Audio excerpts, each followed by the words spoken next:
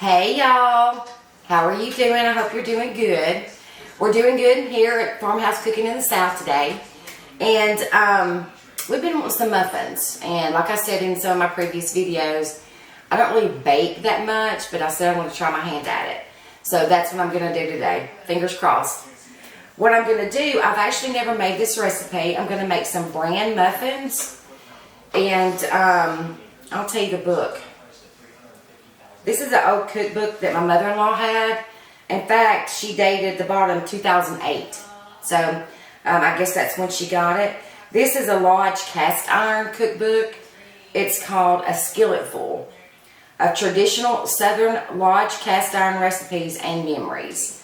And so, South Pittsburgh, Tennessee is not far from where we are, which the Lodge manufacturing facility is. So I thought we love cooking with cast iron, so I am not going to be doing cast iron today. I'm just going to do my aluminum pans because I don't have that many of them. This recipe actually calls for 48 muffins, and I only have enough for 24. That's plenty for us. In fact, this recipe says that these can be refrigerated for up to 2 months. So, I mean, I could do 48, but I can just do another batch another time. But they're called bread muffins, and I'm going to read the ingredients to you. But I'm going to read the ingredients to you that I'm going to make, because I'm cutting this recipe in half to only make 24 muffins. So it's 1.5 cups of sugar, which I'm going to use Splenda. It's the Walmart brand of Splenda, just kind of cut down on the sugar content. 2.5 cups of flour, a half a box of Raisin Bran cereal, 2.5 teaspoons of baking soda, 1 teaspoon of salt, 2 eggs, actually a half a teaspoon of salt, 2 eggs, a half a quart of buttermilk, 1 stick of butter or margarine melted, and then raisins or chopped nuts to taste.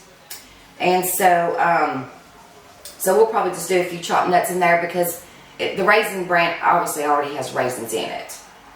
And so I'm going to gather up a few more ingredients that I have missed on here.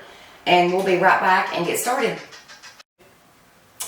Okay, so it's very important to have all of your ingredients together when you're cooking, especially when you're baking.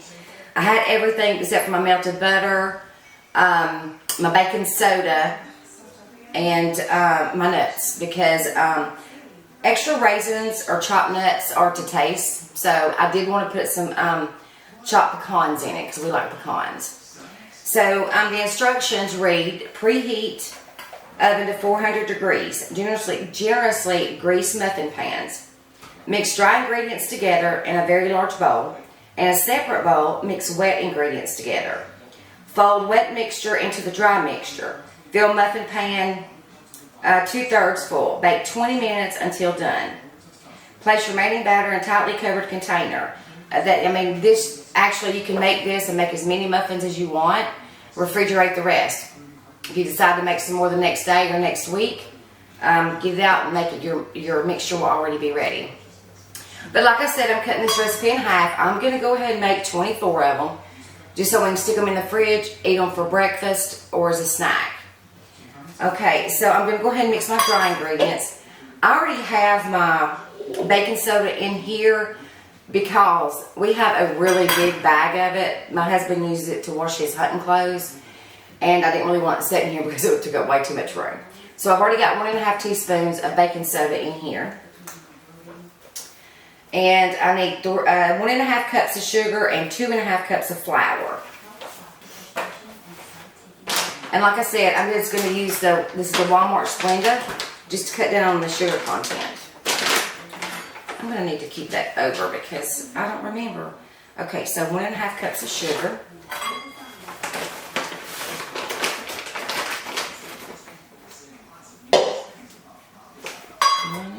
Of sugar. And you can use regular sugar. You can use cane sugar. Whatever you want. If you want to cut down on the sweet. It's still going to be sweet because this is equivalent to sugar. It's just not going to have the sugars in it. So that's what I'm trying to do, is cut down on that. So I need 2.5 cups of flour. See if we can get that to stay. Things happen in the kitchen, doesn't it?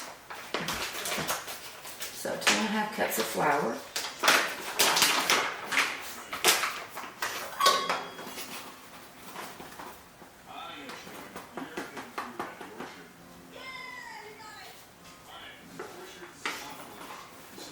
And this is plain flour. This is all-purpose flour.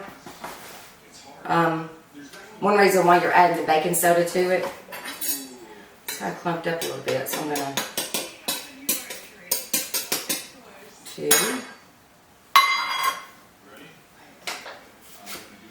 I'll use my half cup measurement.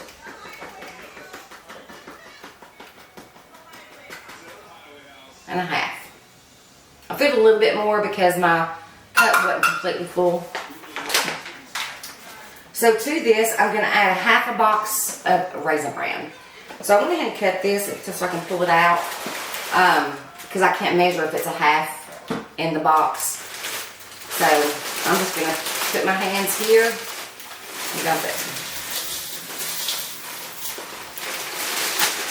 I'd say that's about half.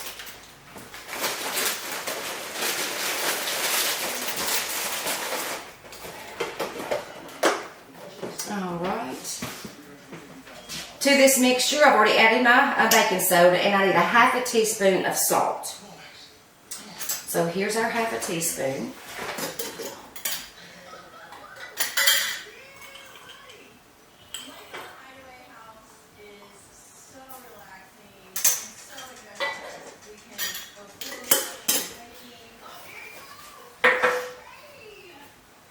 Alright, so I'm just going to go ahead and mix this around a little bit before I start on my wet ingredients. And I've already got my oven preheated to 400 degrees too.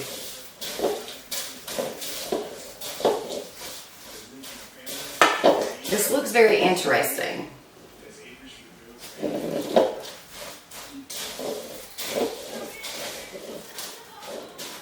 I have some golden raisins I could add.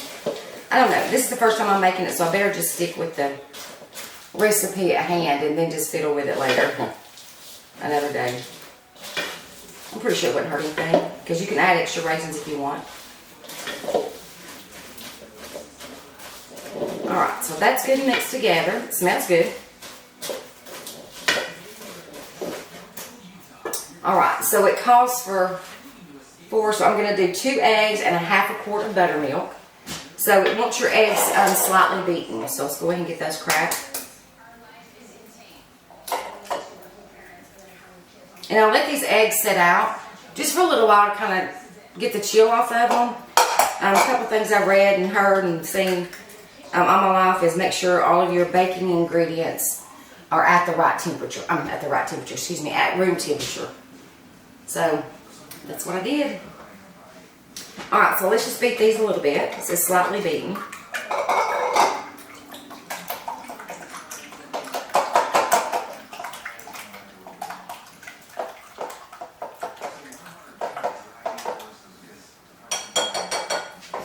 Okay. And I'm using low-fat cultured buttermilk. You can get full-fat if you want. But this will work just as good. So I'm going to use half of this container. Which will probably be about right there.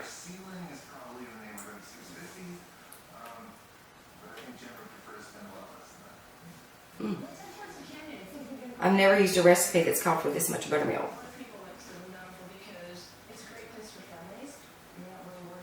And just like with any kind of bread you make with buttermilk, I may have to add some more. Probably just depends on how moist my mixture is. Alright, so I did a half a quart of buttermilk. I need 1 stick of melted butter.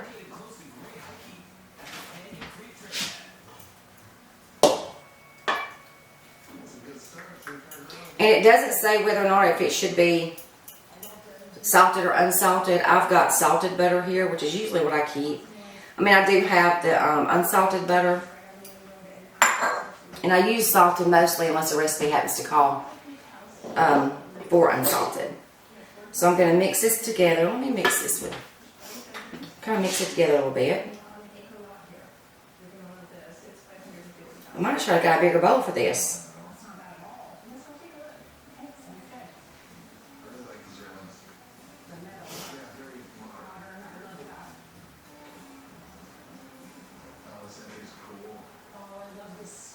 I love the smell of buttermilk.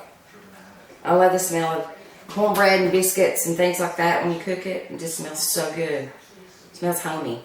While I'm stirring this, I don't know, my parents did, my dad mostly, and I don't know if it was just the older generation that did or not. I think my grandparents did too. But they would take cornbread and crush it up in a glass and pour buttermilk over it, or even sweet milk, what we call regular milk.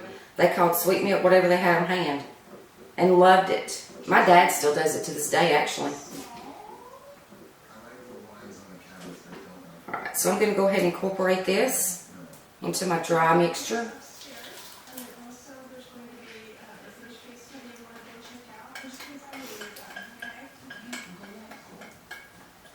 It's a rainy day here. It rained really hard last night. It kind of tapered off, but it's still been cloudy all day, and it started raining again. So it's just kind of, it's in early afternoon, early evening actually, and it's just dreary and foggy out. So why not make some bran muffins? Alright, so it says to go ahead and mix the wet with the dry, and then, actually I'm going to go ahead and add my nuts to it right now too. So I should be able to do away with this now. It's like a safety net, you know, I just need it next to me.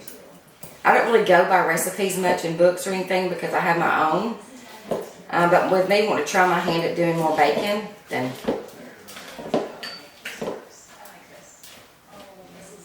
And I don't Google recipes much unless there's something in particular I'm wanting that I don't have a recipe for. There's so many cookbooks that my mom had, that my mother-in-law had, and there's so many great recipes in there. I got to look at them the other day. And so I'm going to try to start making some stuff out of that too, along with my recipes. I have some tried and true ones growing up that my precious mom taught me. So it just says peanuts or raisins, or not peanuts, nuts or raisins to taste. So I'm just going to add, you know, I don't know about that much. I chopped these up. These are pecans. I don't really want a whole one in there. I want smaller ones.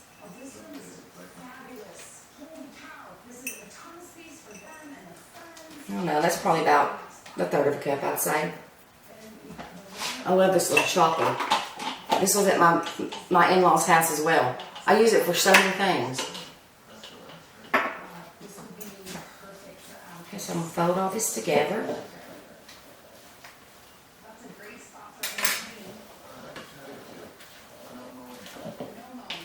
It looks pretty interesting. Look at that.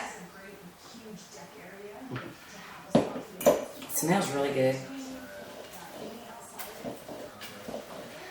I like using Splenda or a Splenda substitute whenever I can, just to cut down some of the sugar. You know, we're getting older. Because, I mean, we eat good. Try to eat healthy in moderation, you know.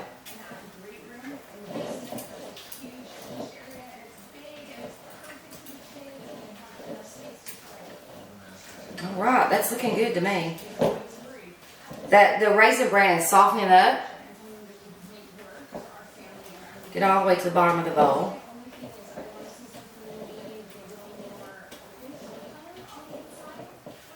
While I'm mixing this up, if there's anybody, I don't know if you guys noticed this bowl or not, it's one of my favorite bowls. I don't know what it's called. I don't even remember where I got this thing from. I think I may have gotten it at a yard sale many, many years ago. I've used it for so long. But I don't even know if I wanted to order some more or buy some more, where I would get them. Does anybody know? If you do, let me know. I'd like to have some more sizes in this. Okay, so what I'm going to do now is just kind of move some stuff out of the way here. And I'm going to go ahead and start filling my muffin tins. I've already sprayed the muffin tin with nonstick spray.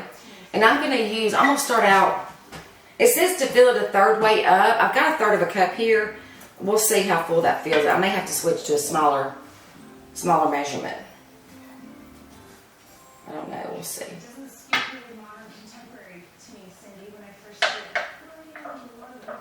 Oh, that's about right.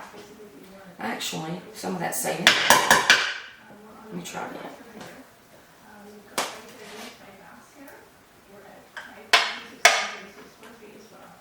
There we go.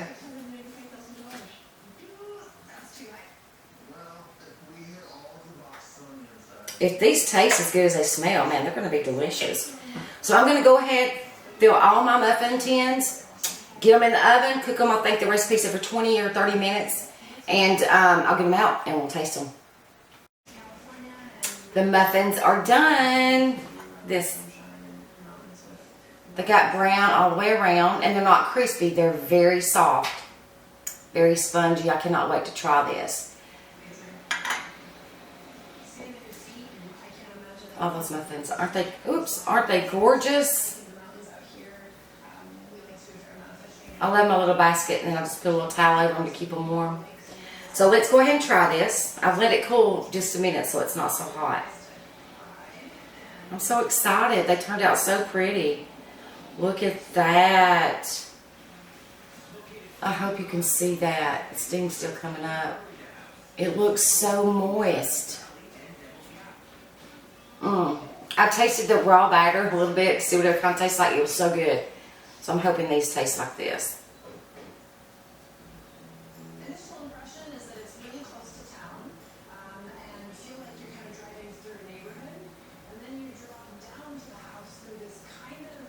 Oh my goodness, I'm speechless. The raisins plumped up.